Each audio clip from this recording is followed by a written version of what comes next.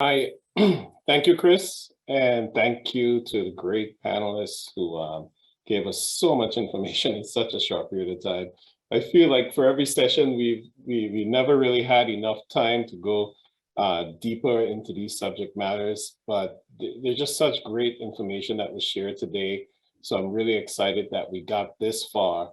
And thank you to everyone for all your great input and content. You know, I guess my role here right now is to sort of bring it all together at the end of the day. Because it's been a long day, it's been intense. We got a lot of information, and I just want to take a few moments to sort of bring all the pieces together because I think um, with so much information shared, it's sometimes, it's been a long day, so we forget what we actually experienced throughout the day and what sort of subject areas and content we've covered. But really, starting off with sort of the great impactful sharing content and trends from the region. We looked at global trends, we looked at US trends, and we looked at what's happening within Bermuda and the enabling environment that is being established within Bermuda to incentivize the EV transition. Taking it from there, we really took a lot of time, or we took some time to listen to the minister and his objectives. And really, when it came down to it, he directly challenged all of us and directly challenged the industry within Bermuda to put pressure on the government, bring your ideas to the table, push new initiatives, and let the government be the barrier to say, no, we can't do this, or no, we have to do it a different way, because they want that pressure in order to make the right decisions and support the market. So I thought that was very impactful and very helpful. We went from there and we got into the deeper discussions about policy and what type of framework and policies have to be in place. So we heard what is happening in CARICOM and some of the great things. We heard 36% of the countries in the region have either policies that are already established or drafted and ready to be enacted in the region about the transportation the transition of the transportation sector to EV.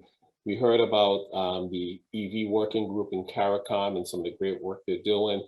And of course, we heard from Bermuda's own regulatory authority, which talked about some of the things that are happening within the regulatory authority, but also that they're looking forward to seeing recommendations and proposals coming to them so that they can help to create the enabling environment for the EV transition.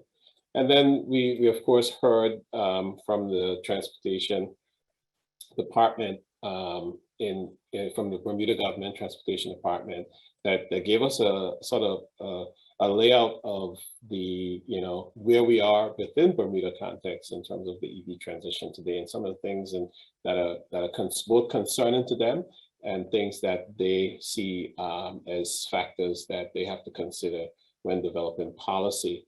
I was happy to hear that there were over 600 EVs that are currently operating and running in Bermuda today. So that was very helpful to hear, and I think it sets a great trend for not only Bermuda but for the region. Bermuda is really one of the leaders in this sector, and there's so much potential based upon some of the other presentations we heard, because we heard from the environmental and ecological.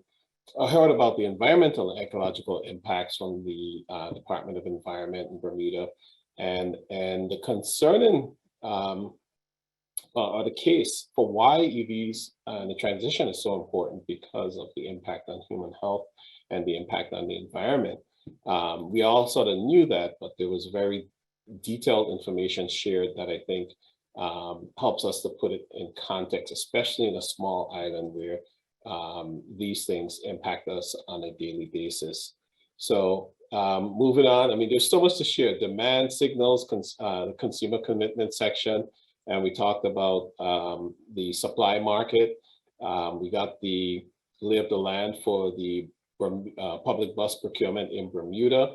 There were some great insights shared there and details on the investments, the return on investment, and what sort of brought about that decision and the great benefits, both economically and environmentally, that Bermuda will reap from that decision.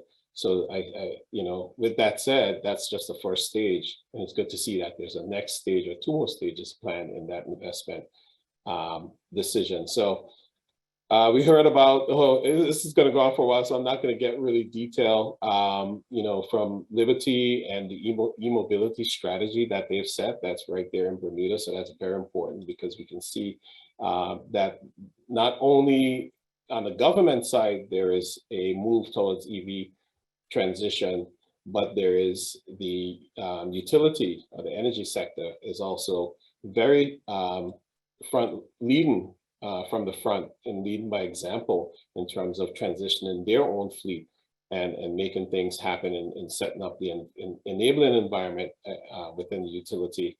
And then, of course, the private sector within Bermuda, from Bermuda Motors, Current Vehicles, and then we heard from Zergy Energy and Flash Motors, and talked about some of the regional initiatives that they're taking. And we got a lay of the land in terms of the private vehicle sales within Bermuda. That was very insightful. So it's great to see so many things happening. And of course, last but not least, we talked about the enabling infrastructure. There was really so much content there in the last hour, breaking it down for us in terms of where we are, what we need to do in order to lay or have that solid infrastructure and that framework that will enable or allow the EV transition to happen smoothly and efficiently. So charging infrastructure is very important. We also heard in that section from Belco and some of the work that they're doing to build that environment, from the best system that they've installed, the system upgrades that they've managed, the smart metering, and then also the concerns that you have with the loads and managing those loads and putting in the right infrastructure to support those loads. So it makes us think a little broader and makes us think about all the things that can impact this transition. So I think we really did a great job. Thank you. Mega Power gave us the lay of the land in Barbados, and it shows that these things can happen. We also heard from James in the UK and from Zoom EV and talking about the advancements in the industry and some of the benefits that have come over the years. Not only, have the sort of distances in terms of EV vehicles increased threefold, but also that the charging infrastructure is now at a rapid pace in terms of development and can charge at a much faster rate, which in turn relieves a lot of the anxiety, even though Bermuda is a small island, relieves a lot of the anxiety about losing that EV charge. So I know I didn't do this very much justice, but there was just too much information to really capture it all. But but I learned a lot. And I read up on the industry and I try to follow things not as closely as my colleagues who presented today, but definitely there was so much information here for folks in Bermuda and folks outside of Bermuda to learn and grow. So I want to basically end this by saying thank you to everyone who participated, the attendees who stayed throughout the day. I know it was a long day, I know it was a tough day, but it was great information shared, and we hope you appreciated and valued the information shared by our various presenters. Of course, our presenters, thank you so much for all the detailed presentations and great conversation and discussion that we've had throughout the day. Of course, to the Honorable Minister Scott, thank you for sort of laying out your vision for what the EV transition should look like.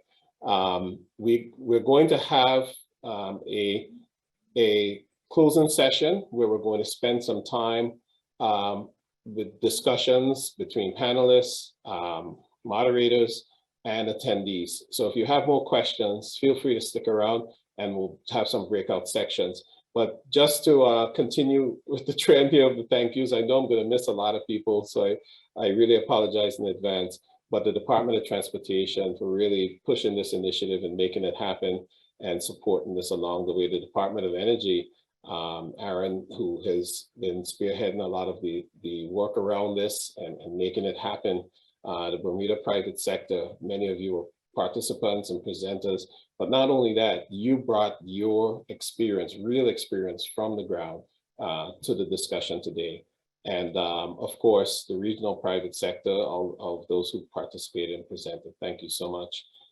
Partners from Canada, partners from Latin America, UK, and the US, thank you so much. And of course, I can't end this without saying thank you for the RMI team for really doing a lot of the facilitation around this and making the conversation and the discussion very